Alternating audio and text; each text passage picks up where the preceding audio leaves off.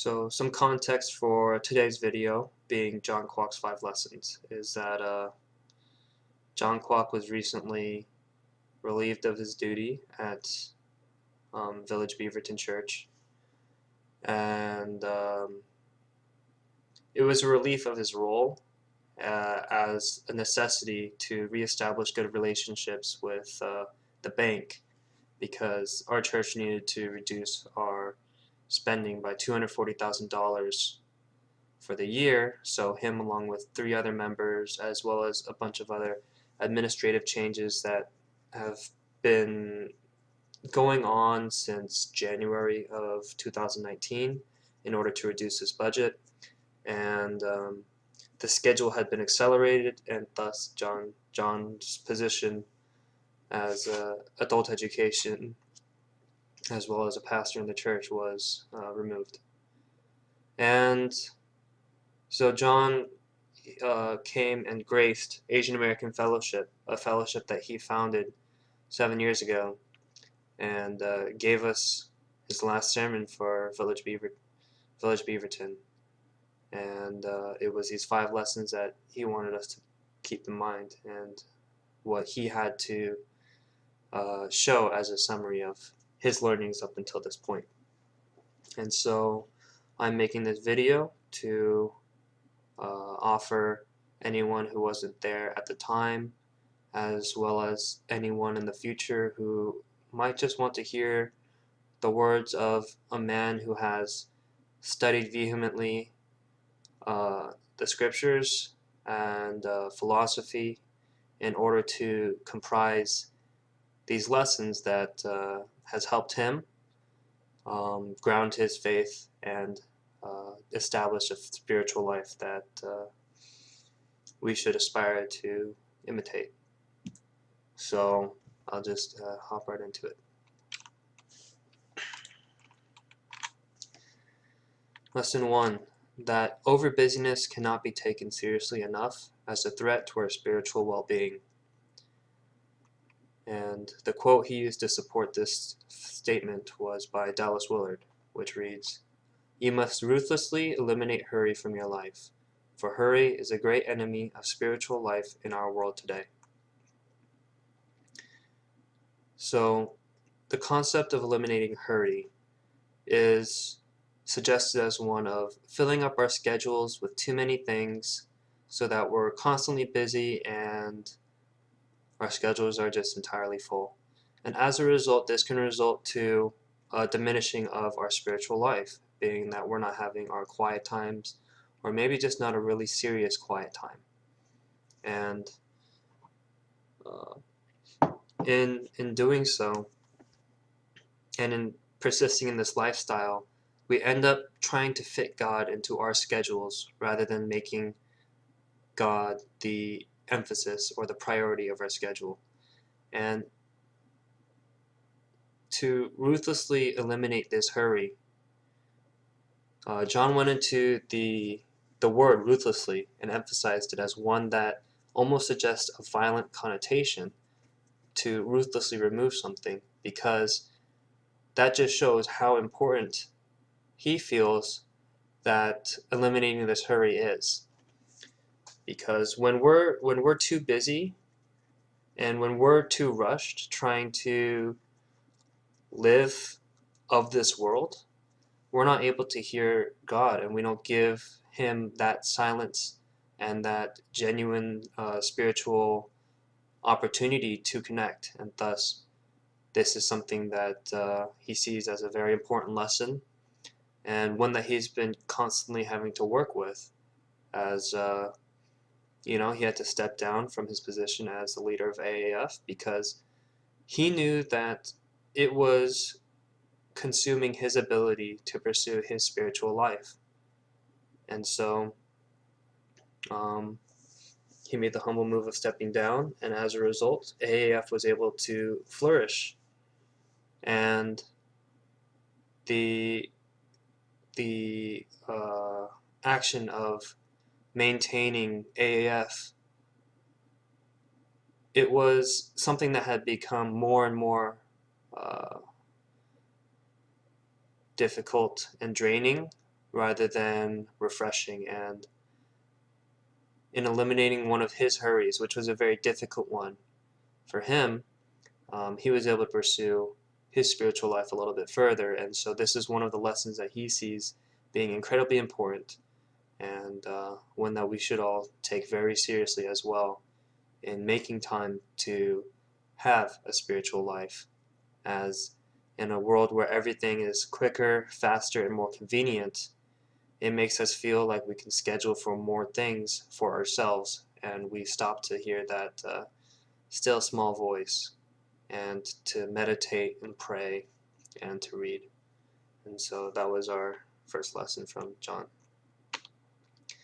The second lesson is that real spiritual transformation is not transformation from without, but from within. And the quote he used to support this was by John Ortberg, which says, "To grow spiritually means to live increasingly as Jesus would in our unique place.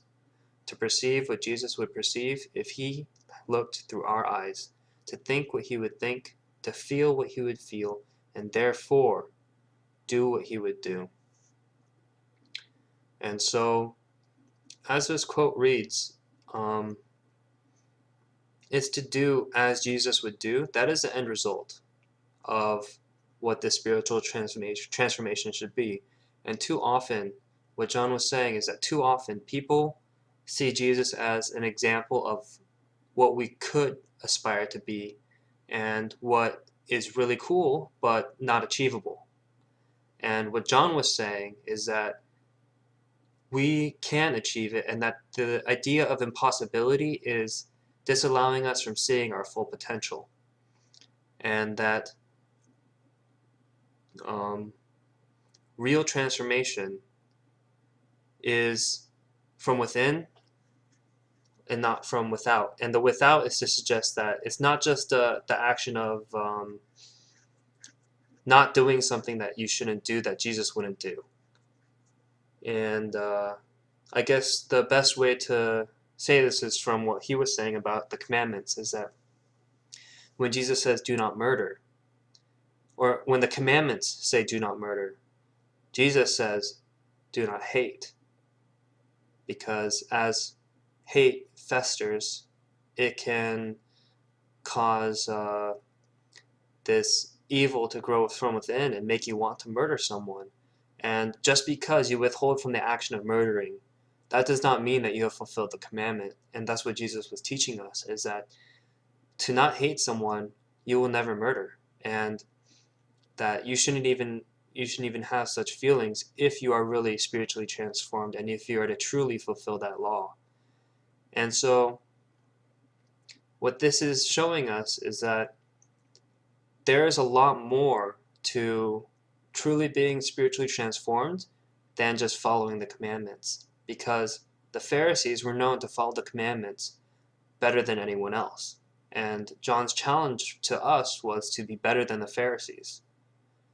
And that's hard on its own as it is, because there are plenty of opportunities to, covet, to steal, and in many cases people have murdered and later have found God. But the point is that this transformation and this adhering and fulfillment doesn't have to do with not physically doing the action with turmoil in your heart. For example, if you are if you are just coveting someone else's wealth, and oh, I'm not supposed to covet, so you reluctantly abide by the law. That isn't true spiritual transformation, because what Jesus is suggesting that you do is that you become someone who doesn't have the ability to covet because of who you are and because of where you place your value. And because your value isn't on this earth, and rather it is in God, you don't have the ability to covet God's treasures for other people. And so this spiritual transformation being from within should be that the internal who you are, your spirit and who you are, should be changed so much so that it becomes difficult for you to break Jesus' fulfillment form of the commandments. And thus, what it was saying by John Ortberg is that we would see things, and we would see as Jesus saw, and we would think what Jesus would think, and we would feel what he would feel. And thus, doing what he would do would come naturally to us. And so, this lesson is not only a lesson for humility in recognizing when spiritual transformation has occurred, but also as a challenge so that we can pursue something that isn't impossible, but rather a goal that can be achieved, and to help others achieve it as well. So that was the second lesson. The third lesson is that life is gained only when it is lost. And in teaching this, Jesus shows that he is for us, not against us. And so the passage he uses for this is from Mark 8:34 through 35. If anyone wishes to come after me, he must deny himself and take up his cross and follow me. For whoever wishes to save his life will lose it, but whoever loses his life for my sake and the gospel's will save it. Mark 8:34 through 35. So what John was saying about this passage is that a lot of people, when they read this, they read, if I'm going to be a Christian, I have to take up my cross and I have to suffer, like Paul suggests in Romans, where we enter into a life of suffering, and being a Christian is just suffering and pain and loss, and you have to lose your life. And it establishes this incredibly negative sentiment that God is against us almost. Rather, Jesus isn't, and that God is forcing us to walk a certain path. Rather, Jesus isn't saying anyone should do something or forcing anyone to do anything. The first several words here says, if anyone wishes to come after me. He's not demanding anything from anyone. He's saying, if you want to follow me, you can. But this is how you have to do it. If you want to follow me, this is what you do. If you want to be like me, this is what you do.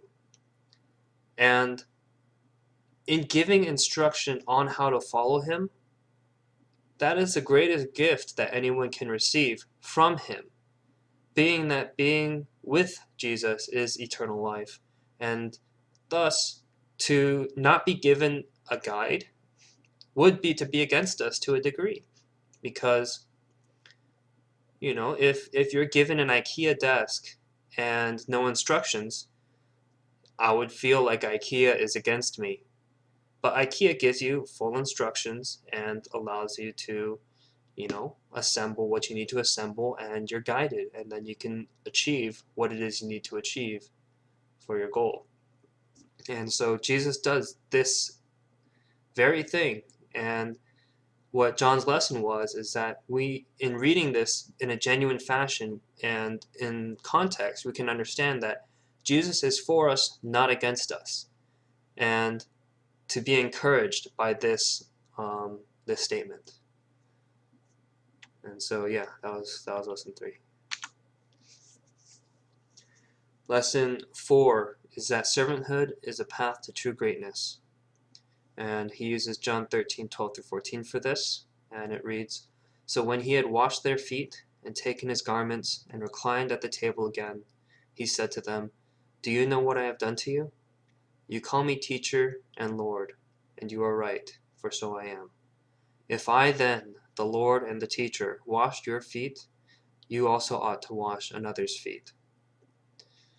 And so what John said is that in reading this passage, there is a very potentially profound, there's a profound message, as it is on a superficial level, where you read that you call me teacher and Lord. So he is establishing his own greatness.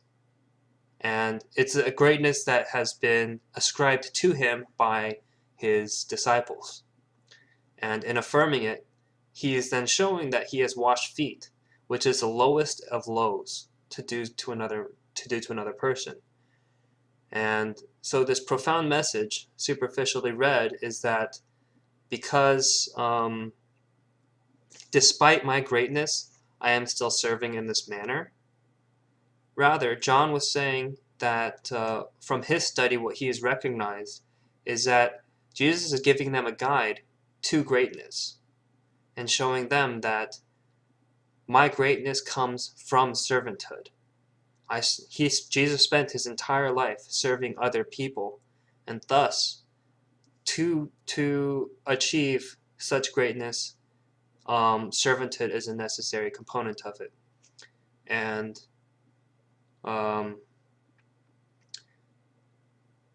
John shared also at this time that he feels that despite not having the title of being a pastor and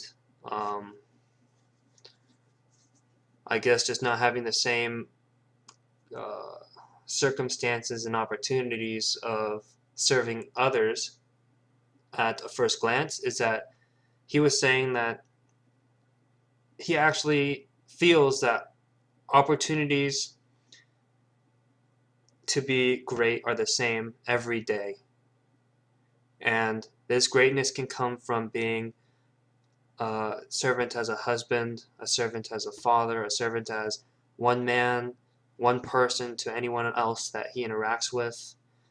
That servanthood is, you have the same opportunity to be great and have this opportunity to be a servant every single day.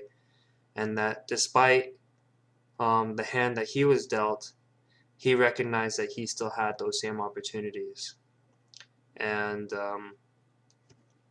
with the lowered amount of staff at our church, he said, what a great opportunity for members of AAF to step up and serve as well. And so just a really cool message from a really cool guy about servanthood and achieving greatness as Jesus would want us to. So, lesson 5 was that our fundamental purpose in life is to love God and love others with all that we have and are. And the passage he used for this was Mark 12:29-31, which reads, "This is the most important," Jesus answered, "is this, Hear, O Israel, the Lord our God, the Lord is one. Love the Lord your God with all your heart, and with all your soul, and with all your mind, and with all your strength. The second is this, love your neighbor as yourself." So this was what happened. This was a text that occurred after being asked what the most important of the commandments were. And so Jesus listed off the first being to love the Lord your God with all of who you are, and the second being to love your neighbor as yourself. And John always likes to see the layer under what other people might just see. And it's easy to read scripture and just see the initial message, but the way John presented this passage was that this was no command, because generals, commanders, they don't do it with the people's best interests that they're commanding. They're just saying, spy, you go and do this and report. And I guess commanders can give, it's a little bit colder, whereas man, I struggled with understanding this, I guess, but the second level that John was suggesting, but that God didn't give this as a command. Okay, never mind. I wrote it down because I didn't get it that well.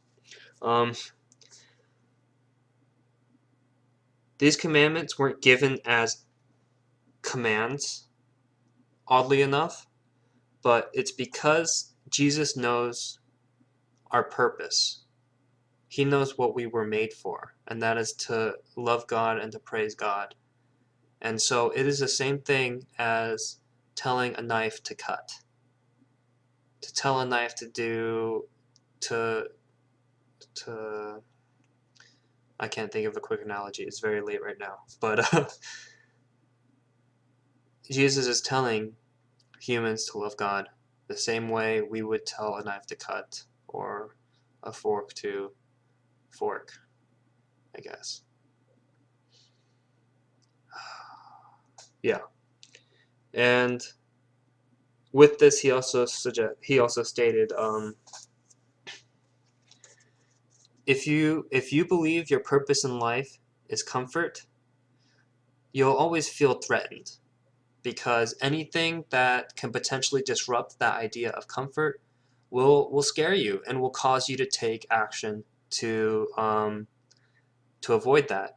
And in doing so, in pursuing comfort, we are misinterpreting our true purpose in life. And right, so John's fifth lesson is to focus on the actual true purpose, and that the commandments give us a guide on our true purpose, and to pursue true I guess peoplehood of following God. And so understanding that Jesus is for us, and this is a summary. This all goes in line with the other lessons that we learned. Is that Jesus is for us, not against us, and thus he gave us the commandments so that we could understand our fundamental purpose in life. And as a guide to greatness, servanthood is one of the greatest components that Jesus showed throughout his life. And to develop this spiritual transformation, we would know and be affirmed in ourselves that it is not something that we have internal turmoil with from within, but rather from within. Yeah, we don't have internal turmoil inside of us while we do the right actions on the outside, but rather that the outflow of who we are as a person on the inside are these good things that are consistent with who Jesus wants us to be. And in the ability to develop this spiritual transformation requires a ruthless elimination of hurry from our life. So John's 5 lessons all go in line with each other. And so we can't just look at one and try to do one, but it's really this pursuit of all 5 at the same time. And in doing so, John has given us this biblically supported layout with the assistance of Dallas Willard and John Ortberg and all of their teachings and all of the compiled learnings of these 3 great guys, as well as the instructions of the Bible. We're being given a guide on how to pursue a spiritual life that can sustain us and keep us transformed or transform us, and to really guide us into the true purpose in life, and to not be misinterpreting what that might be and be subject to the world. And so this was John's 5 lessons that he gave us at AAF on